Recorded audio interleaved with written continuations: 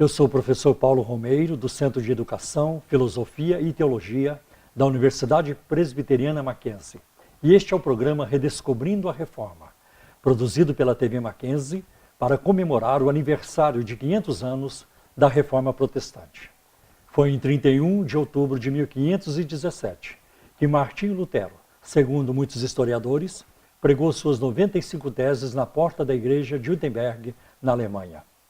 Com isso, Lutero conclamava a todos para uma volta à centralidade da palavra de Deus na pregação e também na prática da vida cristã. Mas a reforma não influenciou apenas as questões religiosas. Ela teve implicações também econômicas, políticas e sociais, contribuindo grandemente para a educação e as artes ao mesmo tempo.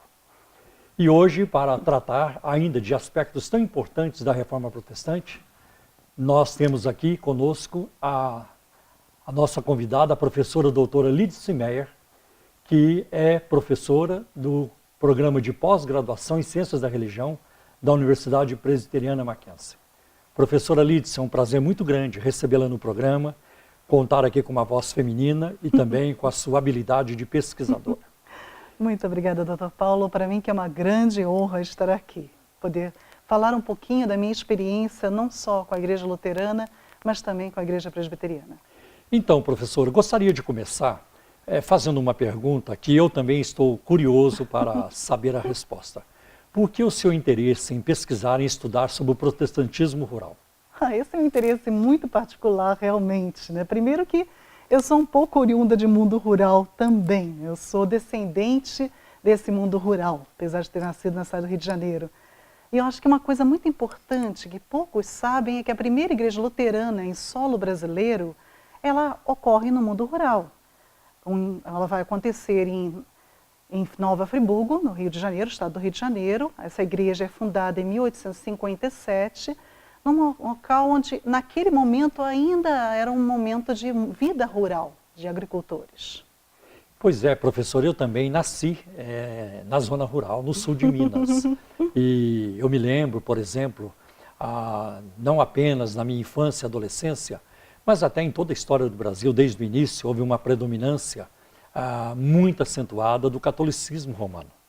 E uma pergunta, acho que cabe aqui também como é que a mensagem, né, do protestantismo ou da reforma protestante, como é que ela foi recebida no meio rural? Ok. Eu vou só pedir licença para voltar um pouquinho além, antes de tudo isso, antes de começar essa mensagem no mundo rural. Como eu estava comentando, a primeira igreja protestante no Brasil, igreja formada mesmo, luterana, ocorre em Nova Friburgo, no mundo rural, no interior do Rio de Janeiro. Mas como é que acontece isso? Ainda não é uma igreja de missão. É uma igreja para os imigrantes que já existiam em Nova Friburgo. Poucos sabem também que os primeiros imigrantes que vêm luteranos ao Brasil chegam em 1819, já são 300. Só que não tem um pastor com eles. Só em 1824 que chega um outro grupo que já estava também em Niterói, que vem ajudar esse grupo que já estava em Nova Friburgo. E esse grupo, então, de alemães, que traz consigo um pastor, que é o Frederick Oswald Sawyer Brown, que vem a ser meu tataravô. Que interessante, professor. Daí que vem todo esse interesse também, né? Após Sawyer Brown, então ter um outro pastor que dá prosseguimento ao seu trabalho, é o John Gaspar Meyer. E uma coisa muito interessante também, que nessa igreja em Nova Friburgo vai acontecer uma inter-relação entre protestantes e luteranos. Desculpa, entre presbiterianos e luteranos. Sim. Como assim? O primeiro pastor presbiteriano a chegar em Nova Friburgo foi o John Kyle. Kyle chega em Friburgo e, claro, ele vai começar ainda um projeto de missões. E aí que começa o evangelho, então, a ser direcionado por missões para o mundo rural. Kyle foi um deles. É outro, Blackford mesmo, já tinha se chamado também quando ele vai fundar Brotas, a igreja de Brotas também, sim, e assim por diante. No interior de São Paulo. E o que acontece de interessante em Nova Friburgo? Você tem, então, um templo já organizado desde 1857, ou seja, 2 anos antes de Simonton vir ao Brasil. E quando, então, esse primeiro missionário que chega em Friburgo, que é o John Kyle, presbiteriano, ele vai se utilizar do templo luterano. Faz amizade com John Gaspar Meyer, que é meu tataravô, né? Que vai também estar colaborando com essa evangelização do mundo rural de Nova Friburgo. Nova Friburgo foi uma das igrejas, digamos assim, que houve essa possibilidade de implantação no mundo rural. O mundo rural começa a ser evangelizado justamente porque o mundo urbano não recebeu o presbiterianismo de uma forma muito amigável, podemos dizer assim. Não foi tão acolhedora, exato. Por quê? Porque aqui no mundo urbano você já tinha a presença muito forte dos párocos católicos, você tinha a igreja ligada ao Estado. Sim. Então a recepção não foi tão fácil. Com a ida para o mundo rural, encontrou-se um ambiente bem mais propício à evangelização. E assim, logo então, após a chegada de Blackford, nós podemos dizer que já começa a ida desses protestantes, principalmente presbiterianos, para evangelizar o mundo rural brasileiro. Professor, existe alguns pontos de contato entre o pensamento de Lutero e o protestantismo rural no contexto brasileiro? Essa pergunta, logo depois do nosso intervalo. Fique aí, a professora responderá.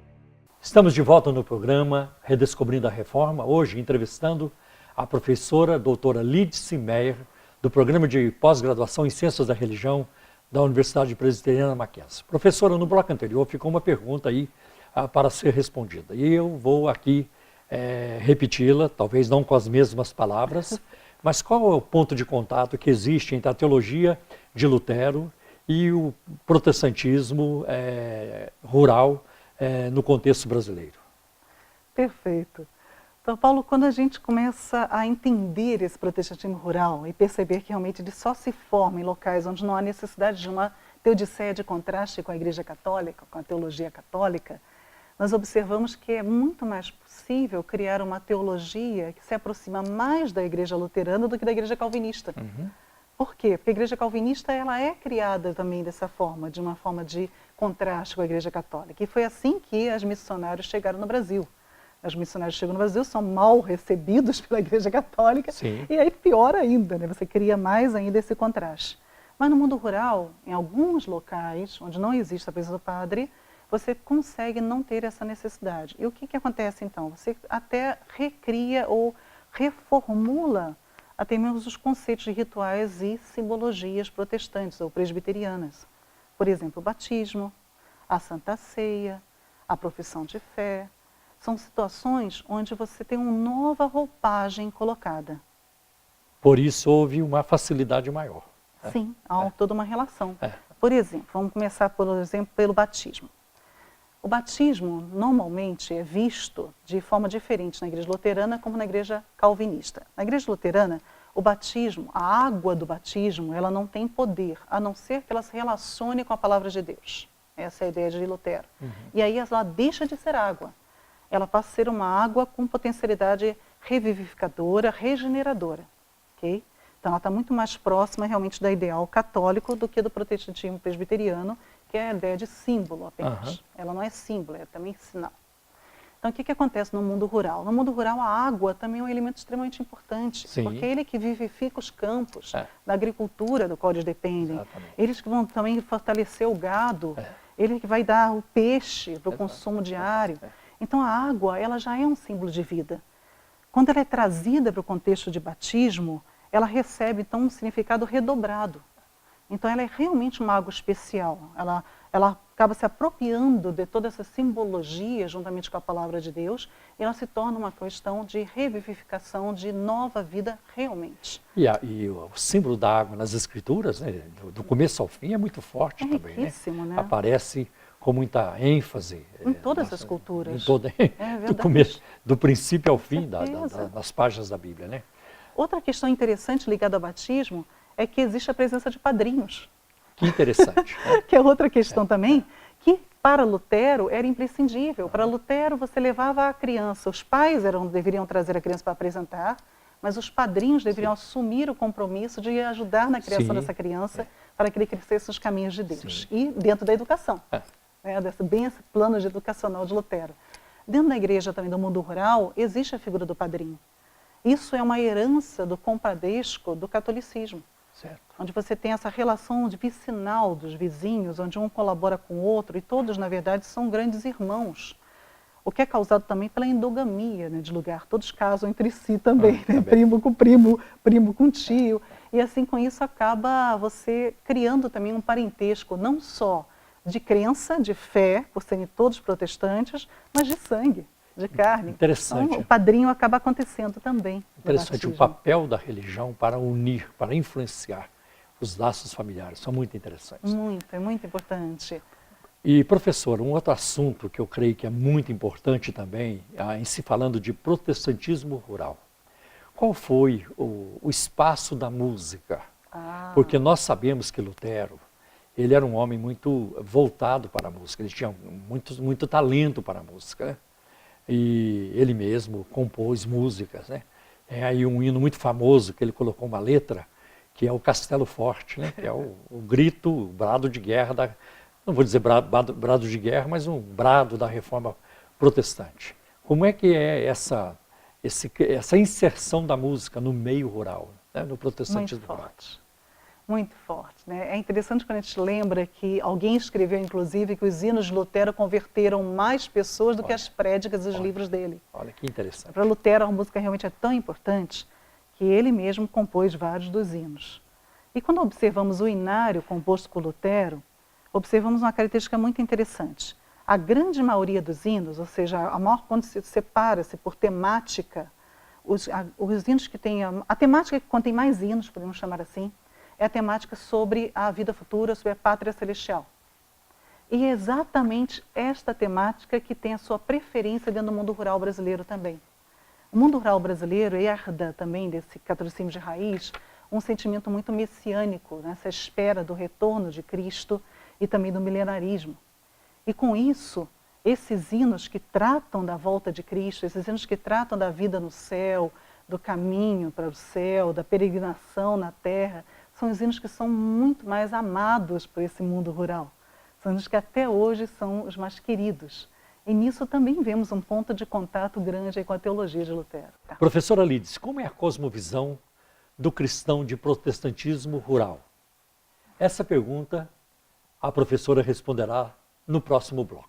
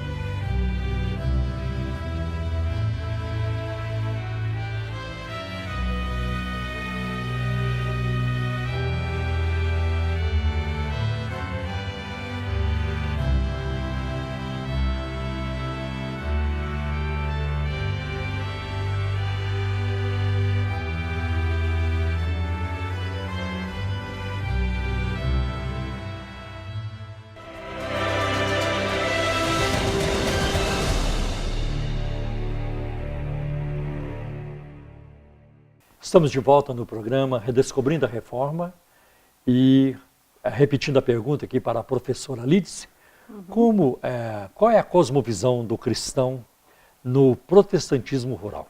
Certo. Como é que ele se comporta? O protestantismo rural, ele recebe, então, toda essa cosmovisão de um catolicismo de raiz, que seria esse catolicismo difuso que existe no nosso colono, que não tinha ainda a presença do padre, mas já tinha uma religiosidade que vem com ele, desde que ele vem da terra lá de Portugal e dos outros lugares. E o que acontece? Ele é reorganizado dentro das ideias do protestantismo, né? Ele é todo reformulado. Então você vai manter muito dessa cosmovisão, desse catolicismo de raiz. Uma delas é justamente essa questão de que a natureza não é decaída. A natureza, ela é obra de Deus, e é interessante que Lutero também considera assim, e ela é instrumento de Deus para o homem também. Deus age através da natureza.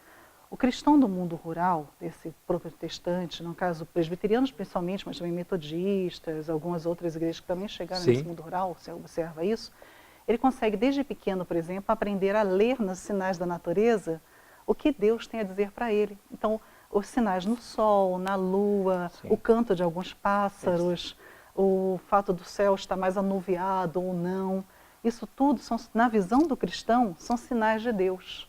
É Deus falando ao agricultor, Deus dizendo se vai chover, se não vai chover, É verdade. que planta que ele pode plantar. As fases da lua. As fases da são lua é uma importantes. coisa muito importante. E porque esse cristão, ele redefine, como sendo, se a lua foi criada por Deus, Deus fez ela com essas fases para que a gente soubesse. Então tem plantas que só podem ser plantadas na lua minguante, tem plantas que são para ser colhidas na lua minguante. Valer-se da E lua assim sem por diante. idolatrá-la. Sem idolatrá-la. Não é um panteísmo, como alguns pensam, não. É apenas ver na natureza realmente a presença de Deus. Né? A Mas natureza não é proclamando a existência de Deus. Não é essa um tipo de sabedoria, né? É um tipo de acredito que sabedoria sim. do interior, né? Bucólica, que vai, né? Que acontece ali. Acho muito Que a interessante. gente perdeu no mundo da cidade, né? O mundo urbano perdeu muito desse contato com a natureza. Então essa coisa de proteger a natureza, porque ela é criação de Deus. E de se perceber também como criatura, como a si mesmo. Eu sou ser humano, eu também sou criação de Deus. E criação, se a gente for pensar nesse mundo rural, é a mesma palavra que é usada para o gado. É a mesma palavra que é usada para o porco, para o cachorro, para a galinha. Então, da mesma forma que o cachorro, o porco, a galinha, o gado é criação que o homem tem que cuidar, o homem é criação de Deus e o Deus cuida desse homem. Eu me lembro, na minha infância... Isso é fantástico. Eles, até pelo o sol, eles sabiam mais ou menos que hora, né? Quantas horas de são. relógio, de jeito nenhum, sabe-se direitinho. Ou então, pelo formato das nuvens, eles sabiam quando ia chover muito, ou ia chover pouco, ou não iria chover. Aquela nuvem não vai se transformar em chuva. Eu cresci no meio disso, achei muito interessante isso. E esse conhecimento ainda existe. Exatamente. Ainda existe, isso que é fantástico. Então, eles preservam esse conhecimento até hoje. E enquanto existir o mundo rural no Brasil, eu acredito que isso ainda vai existir. E como é que as igrejas do protestantismo rural, como é que elas preservam toda essa herança, essa riqueza, esse legado da reforma protestante?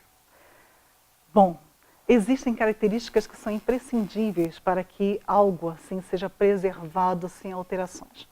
Uma das características é o fato de ser uma sociedade muito fechada, ou seja, há os casamentos chamados endogâmicos, casa-se com os próprios parentes, com aqueles que estão ali. Pessoas do grupo. Então, com isso, não existem casamentos com pessoas de fora do grupo, ou seja, não vão existir casamentos com pessoas que não pertencem àquela crença ou àquela igreja.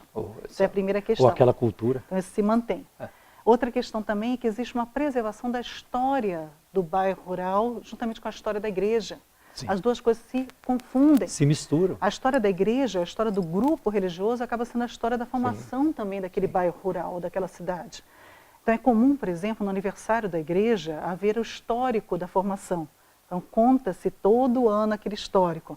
Isso faz com que as crianças cresçam com essa noção de identidade. Eu pertenço a isso, eu faço parte dessa história. É uma igreja que tem memória. Tem memória e preserva a memória. Preserva a memória. A doutrina é uma coisa que é muito estimulada. Todos sabem ler e escrever, porque afinal de contas a escola existe ao lado da igreja, sempre é esse ideal de Lutero. Criou-se a igreja, cria-se a escola. Né? Calvino mantém esse ideal e isso acaba chegando no nosso mundo rural também.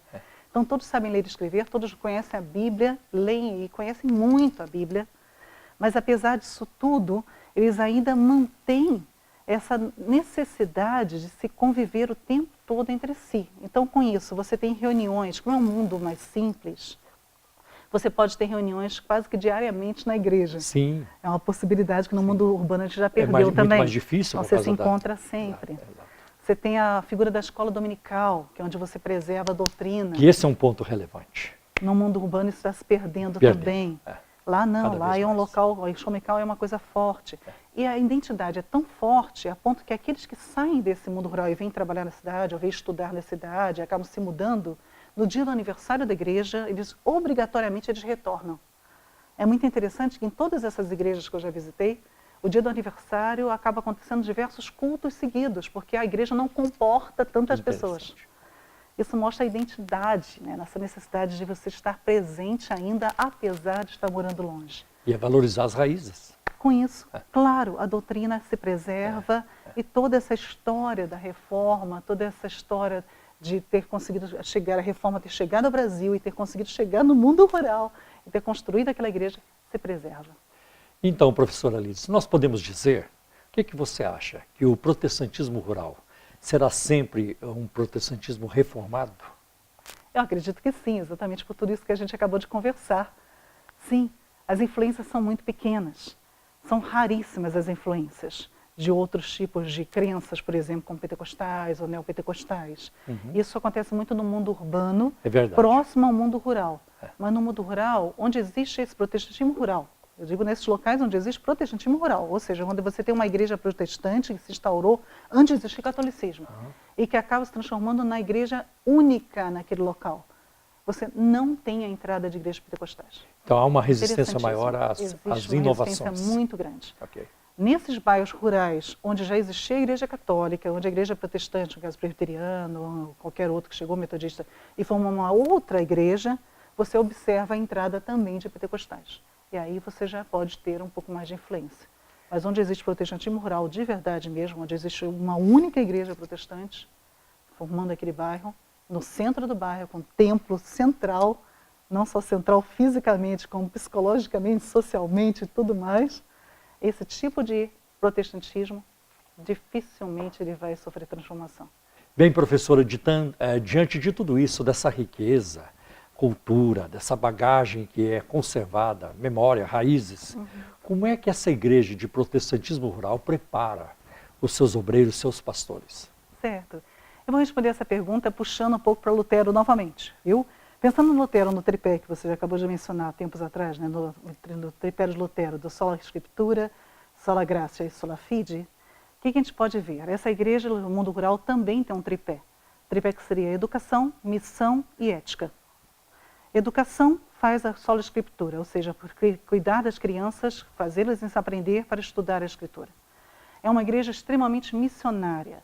Muitos missionários saem dessa igreja. Eu posso lembrar, inclusive, que o primeiro seminário presbiteriano foi fundado também com alunos vindos de uma igreja rural, que é a Igreja Nova Friburgo, da qual eu acabei de falar. Um dos primeiros alunos, inclusive, era meu bisavô, Alberto Meyer.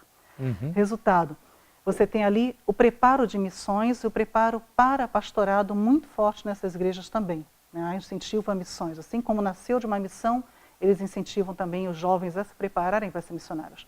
E, por fim, a ética, que é o quê? O preparo dessas pessoas para viver sola gratia o tempo todo. Então, sola fide na missão e sola gratia. Ou seja, eu preciso ter esse preparo ético de uma vida diferenciada. Sim. Então, todo mundo rural, o cristão do mundo rural, ele se diferencia dos bairros paralelos, dos bairros circunvizinhos, justamente pela sua ética, pela sua diferença de comportamento. Estilo de vida. Do estilo de vida.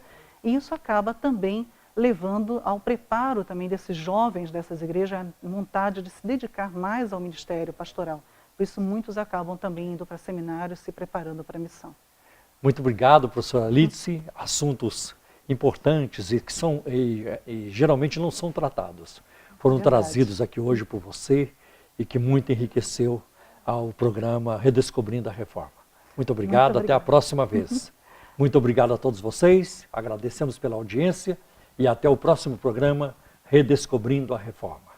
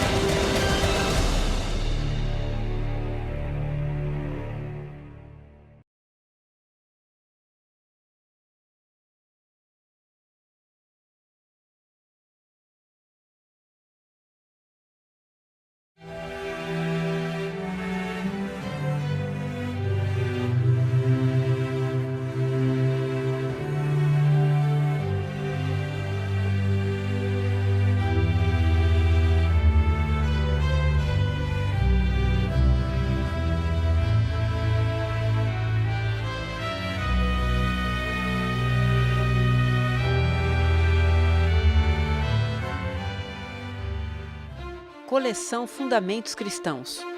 Obras acadêmicas com visão cristã de mundo. Educação escolar cristã.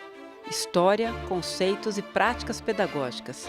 Organizado por Davi Charles Gomes.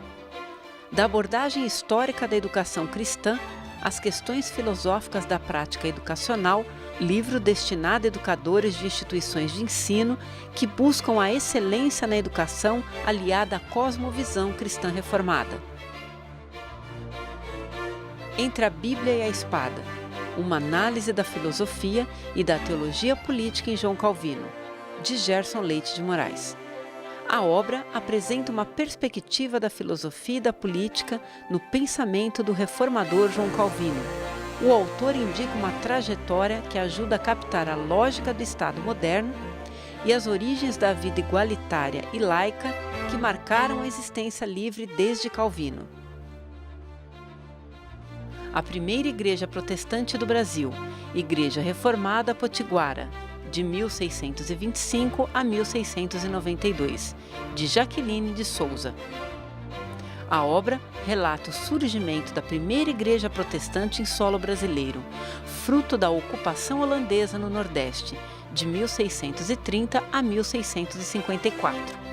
A Igreja Reformada Potiguara nasceu da união de índios e holandeses reformados e vem ser a primeira igreja evangélica indígena das Américas.